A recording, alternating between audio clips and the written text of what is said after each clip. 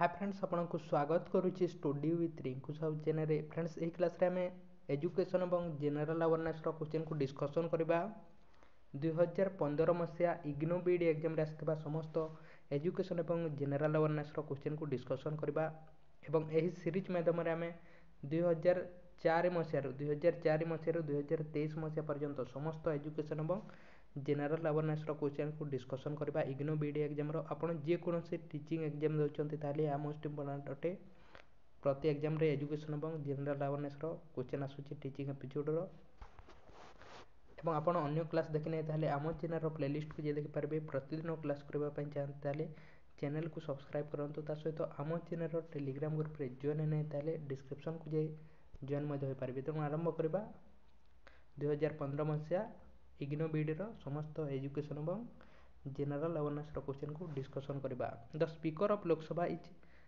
In India is elected by Lok Sabha रो speaker कहा द्वारा से इलेक्टेड होइतांती कहा द्वारा इलेक्टेड होइतांती आमे लोकसभा रो मेंबर्स मानको देतौ एवं लोकसभा रो मेंबर्स मानको आमे कोन कहितौ एमपी कहितौ तणे माने कोट कहा द्वारा इलेक्टेड होइतांती मेंबर ऑफ लोकसभा रो मेंबर्स मानको द्वारा से माने कोन करितांती इलेक्टेड होइतांती लोकसभा रे केते जन थांती 550 जन थांती। नेक्स्ट क्वेश्चन देखिबा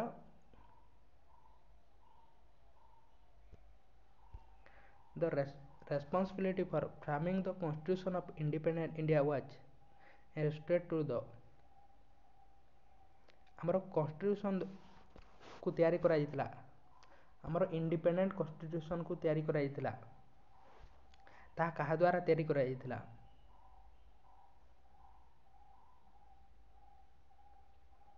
कहा द्वारा तैयारी करा जितला कॉन्स्टिट्यूएंट असेंबली द्वारा केबे आसीतला 1944 मसीहा आसीतला constituent assembly independent constituent assembly द्वारा कोन करा जितला हम कॉन्स्टिट्यूशन को तैयारी करा जितला। नेक्स्ट क्वेश्चन देखिबा the amendment article 45 of our constitution directs the state to promote हमर कॉन्स्टिट्यूशन रो आर्टिकल 45 रे कोन लिखा जायछि 45 आर्टिकल रे ईसीसी कोर्स देवा विषय कहा जायछि ECC early childhood care education देवा विषय कहा जायछि एवं एहा हमर गुटे कोन अटे डीपीएसपी अटे directive principle of state policy अटे एवं को आर्टिकल हमर डीपीएसपी विषय लिखा जायछि आर्टिकल 36 रु 51 रे हमर कोन लिखा जायछि डीपीएसपी विषय डीपीएसपी माने कोन अटे हमर स्टेट को हम देश को कोन करायछि किछि प्रिंसिपल दियायछि जे एही जिनिस करबा कथा यदि न करे देश ताले कोन करबा हमें किछि कर परिबा नै काहे कि ना उटे हमर अनजस्टिसेबल राइट अटे बा अनजुडिसेबल राइट अटे त एथिरे अमेंडमेंट करी कि किछि कोन करा जायतला एथिरे प्राइमरी एजुकेशन विषय सेथिरे कोन करा जायतला प्रमोट्स करबा पय कहा जायतला प्राइमरी एजुकेशन को एवं एथिरे कोन करा जायछि 6 रु 14 वर्ष रो बालक मानकू फ्री एवं कंपलसरी शिक्षा देवा कथा विषय कहा जायछि एवं एहा केवल कोन करा जायछि हम डीपीएसपी रो ए गोटे आर्टिकल डीपीएसपी रो गोटे आर्टिकल होछि 45 आर्टिकल एहा को हमर कोन करा जायछि फंडामेंटल राइट करा जायछि जोटा कि हमर 6 रु 14 वर्ष रो बालक मानकू फ्री एवं कंपलसरी शिक्षा दिया जायछि 21 ए आर्टिकल रे ए डीपीएसपी रो ए गोटे आर्टिकल रो कोन करा जायछि फंडामेंटल राइट करा जायछि तो यार सठिक आंसर कोन आसीबो यार सठिक आंसर कहा को प्रमोट करबा पय प्राइमरी एजुकेशन को। नेक्स्ट क्वेश्चन देखिबा according to NCT regulation a senior secondary teacher should possesses NCT रो फुल फॉर्म कोन अटे national council of teacher education केबे आसीतला 1995 मसीहा आसीतला एवा यार कार्य कोन अटे से टीचर एजुकेशन को रेगुलेशन करबो एवं यहाँ को क्या आनी पीवी नरसिम्हा राव से समय प्रधानमंत्री थे द्वारा यहाँ आनी एनसीटी फुल फॉर्म होची national council of teacher education विषय से करते एवं से एठरे कोन पचरा जायछि हमकु जने सीनियर सेकेंडरी माने कोटा 10म श्रेणी को सेकेंडरी कह जे सीनियर सेकेंडरी माने कोटा क्लास 11th एवं क्लास 12 को केही जने पढ़ाउछंती ताले तांकर क्वालिफिकेशन कोन थिबा कथा से पीजी करथिबे क्लास 11 एवं 12 को पढ़ाइबा ପାଇଁ कोन करथिबे पीजी करथिबे ता सहित बीएड करथिबे आपण जदि क्लास 11 एवं 12 को पढ़ाइबा ପାଇଁ चाहउछंती ताले कोन करबे आपण पीजी करबे ता सहित बीएड करले या को पढ़ाई परिबे एवं 10म श्रेणी पर्यंत पढ़ाउछंती ताले 10th क्लास पढ़ाउछंती ताले आपण प्रथम रु 10म पर्यंत कोन करथिबे बीएड करथिबे आपण बीएड करूछंती तेनु बीएड माने प्रथम रु 10ମ श्रेणी पर्यंत पढ़ाई पारिबे एवं जदि 11 एवं 12 सीनियर सेकेंडरी को पढ़ाइबा ପାଇଁ चाहुछन ताले पीजी सहित बीएड करबा ପାଇଁ पड़िबो। नेक्स्ट क्वेश्चन देखिबा what does three language formula employ three language तीनोटी भाषा फार्मूला माने कोन अटे three language should be taught in school school रे कोन करा जिवो तीनोटी भाषा कहा जिवो या कहा जे three language formula. Next question देखिबा what is an open university माने कोन अटे ओपन यूनिवर्सिटी कोटा अटे हमर एठारे कोन करा जैते non formal mode of education दिया जैते अर्थात फिक्स टाइम टेबल न थाए फिक्स प्लेस न थाए किंतु धारो फिक्स एम थाए एवं एठारे के माने पढ़ी थांती ओपन यूनिवर्सिटी माने करे जो माने कि स्कूल को जे पारंती नहीं जॉब करथांती से पिला माने पढ़ंती रेगुलर क्लास से होई न थाए एवं स्टूडेंट एवं टीचर कोन होथांती अन्य अन्य प्लेस रे अन्य अन्य टाइम रे रही कि पढ़ी थांती जेमिति कि इग्नो हैला एनआईओएस हैला एही समस्त कोन होटे गोटे गोटे ओपन यूनिवर्सिटी होटे जहा के हम कोन कहतौ डिस्टेंस एजुकेशन तेनु यार सठिक आंसर कोन हो डिस्टेंस एजुकेशन ये हेबो यार सठिक आंसर। नेक्स्ट क्वेश्चन देखिबा in India education day is celebrated on the occasion of birthday of कहार जन्मदिन को आम देश में कौन पालन कराए नेशनल एजुकेशन डे भाव में पालन कराए केबे पालन कराए 11 नवेम्बर होछि हमर नेशनल एजुकेशन डे भाव में पालन कराए मौलाना अबुल कलाम आजाद तांकर बर्थडे होछि 11 नवेम्बर से दिन को आम देश में कौन कराए नेशनल एजुकेशन डे भाव में पालन कराए कहीं से थिले आम देशर प्रथम एजुकेशन मिनिस्टर। नेक्स्ट क्वेश्चन देखिबा the member of Lok Sabha in India are elected by Lok Sabha members माने कहा द्वारा इलेक्टेड होती सेटारे कोन पचराइथिला लोकसभा स्पीकर पचराइथिला किंतु एठारे हमको कोन कहै लोकसभा मेंबर्स माने all the citizen of India द्वारा से माने इलेक्टेड होती कि हमें 18 वर्ष हेले वोट दे पारिता तेणु all the citizen of India द्वारा हेबो नाही कहीं 18 वर्ष कम पिला माने कोन करथांती वोट दे पारंती नाही तेणु प्रथमटा भूल हेबो सेकेंडटा कोन कहिछि the citizen above the age of 21 years 21 वर्ष रु अधिक द्वारा होई पारंती कि 18 वर्ष रु अधिक द्वारा होंती तेणु यहाँ मध्य भूल हेजिवो रजिस्ट्रेटेड वोटर्स तापर एजुकेशन सिटीजन्स ऑफ इंडिया यह मध्य भूल अटे एजुकेशन सिटीजन केवल जो मैंने पाठ पढ़ी था भोट दिखती और जो मैंने पढ़ी न था भोट दिखती तेणु यार सठिक आंसर कौन आसीज रेजिस्ट्रेटेड भोटर जो मान भोटर्स मान द्वारा होता जो मैंने भोट दे पारती से द्वारा लोकसभा मेंबर्स माने इलेक्टेड होता तेणु यार सठिक आंसर कौन हो सी हे यार सठिक आंसर। नेक्स्ट क्वेश्चन देखा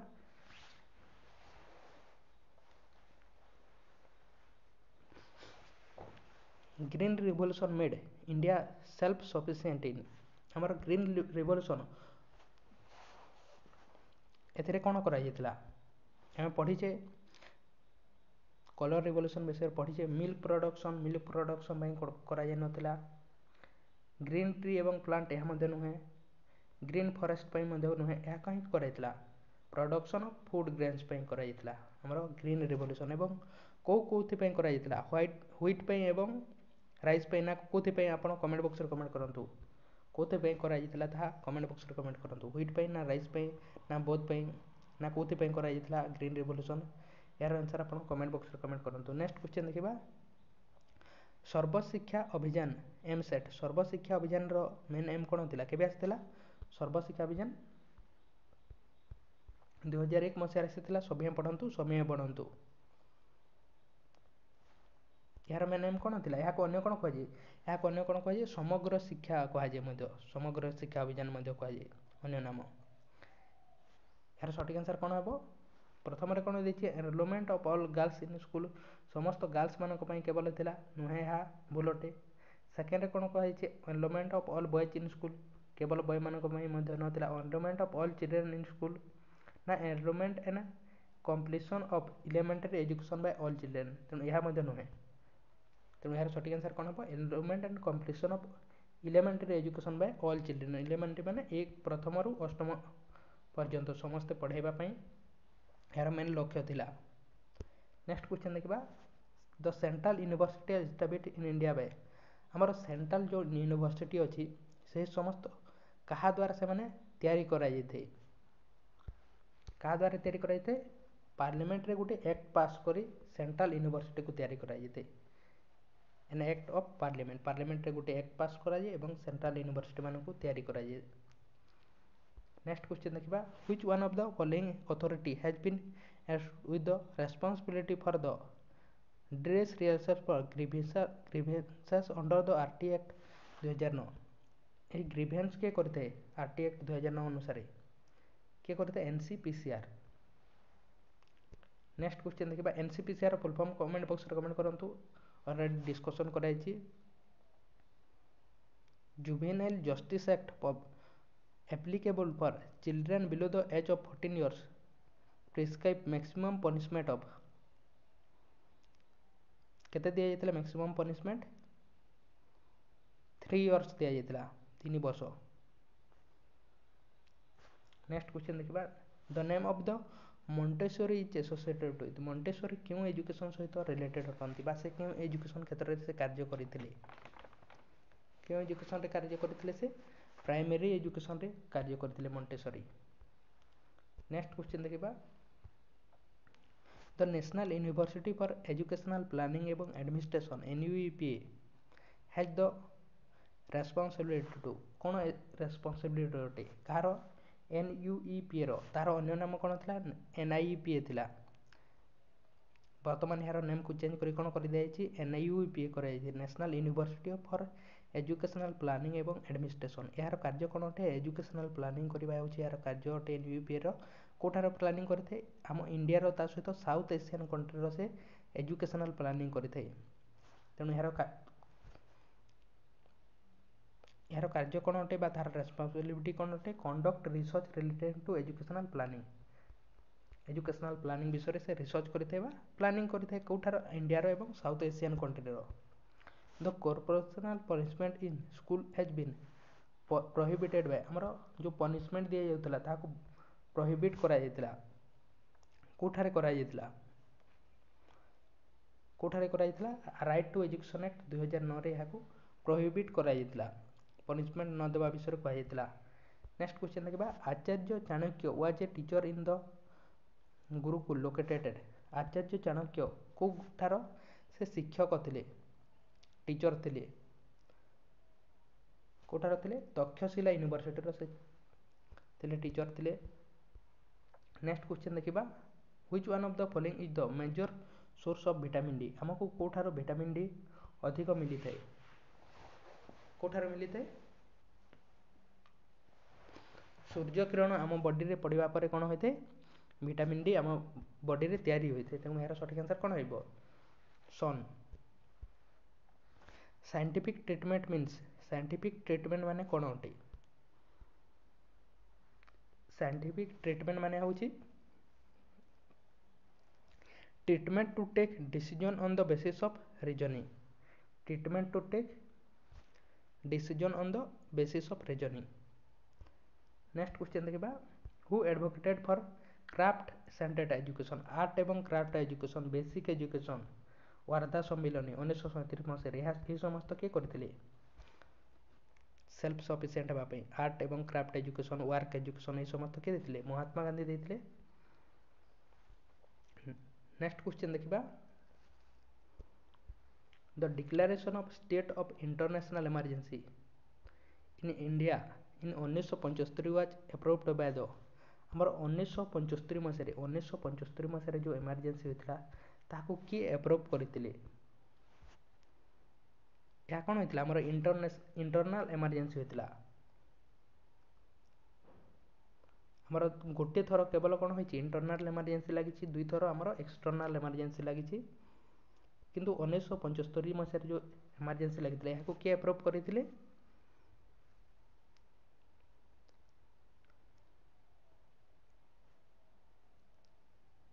କିଏ? President of India. ପ୍ରେସିଡେଣ୍ଟ କରନ୍ତି ଆପ୍ରୁଭ୍। ତେଣୁ ଏହାର ସଠିକ୍ ଆନ୍ସର୍ କ'ଣ ହେବ? President of India. କେଉଁ ଏମର୍ଜେନ୍ସି 3 ପ୍ରକାର ଆମେ ଜାଣିଛେ? 352 ଅନୁସାରେ ଆମର ନ୍ୟାସନାଲ୍ ଏମର୍ଜେନ୍ସି, 356ରେ ଷ୍ଟେଟ୍ ଏମର୍ଜେନ୍ସି ଏବଂ 360ରେ ଆମର ଫାଇନାନ୍ସିଆଲ୍ ଏମର୍ଜେନ୍ସି। 3 ପ୍ରକାର ଏମର୍ଜେନ୍ସି ଅଛି। 352ରେ ନ୍ୟାସନାଲ୍ ଏମର୍ଜେନ୍ସି 3 ଥର ଲାଗିଛି। इंडिया पाकिस्तान वार एवं इंडिया चाइना वार एवं गोटे थर इंटरनाल एमरजेंसी इंदिरा गांधी लगाई ता सहित स्टेट एमरजेंसी 356 आर्टिकल अनुसार उत्तर प्रदेश रे अधिक थर लगी 10 थर रु अधिक लगी पंजाब रे सर्वप्रथम लगी यहाँ किए लगे पारती एमरजेंसी को प्रेसिडेंट लगे पारती 360 अनुसार आम फाइनेंशियल एमरजेंसी किंतु केबे लगी ना।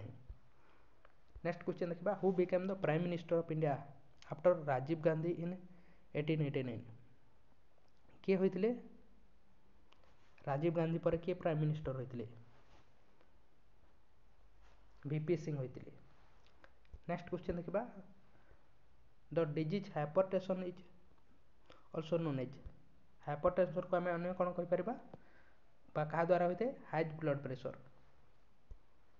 नेक्स्ट क्वेश्चन देखा the TV serial Bharat Ek Khoj was based on the book discovery of India written by discovery of India a book किए लिखी